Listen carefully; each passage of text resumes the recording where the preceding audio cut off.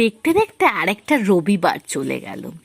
সারা দিন ধরে আকাশটা থমথমে হলে কি হবে, বাড়ির মেনু দেখে মাথায় সেদিন একটাই লাইন আসছিল, আষাঢ় শ্রাবণ মানে না তো মন, ঝড়ো ঝড়ো ঝড়ো ঝড়ো ঝরেছে, তোমাকে আমার মনে পড়েছে।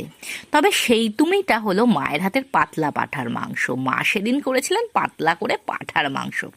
সাধারণ এই রেসিপির মূল রহস্য হলো মায়ের হাতের অদ্ভুত গন্ধ, যেটা হয়তো শত চেষ্টা করলেও আনতে পারা যায় না। চিড়িয়ামোড়ের পাকিজা থেকে এনে ম্যারিনেট করার পর মাংসের থেকে যে তেল বেরোয়, তার সাথে চর্বি আর আলু মেখে ভাতে মাখিয়ে খাওয়ার স্বাদ যে কি, যে খায় সে বোঝে তার মর্ম।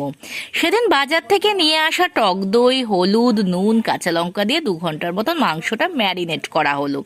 এরপর কুকারে সর্ষের তেল দিয়ে তার মধ্যে তেজপাতা, কাটা পেঁয়াজ, রসুন কুচি, আদা কুচি ছেড়ে দিতে হবে। একটু ভাজা ভাজা হয়ে আসলে ম্যারিনেট করার পর মাংসটা ছাড়তে হবে। ফুটতে থাকলে হলুদ ও নুন দিতে হবে। তারপর কেটে রাখা আলুগুলো ছাড়তে হবে। এরপর আন্দাজ মতো চিনি দিয়ে প্রেসার কুকারটি ঢেকে রাখতে হবে। 1/2 ঘন্টা পর নাবাতে হবে। মাংস ছাড়াও মেনুতে ছিল ভাত, ডাল, আলু সেদ্ধ, স্যালাড আর কাঁচা আমের চাটনি।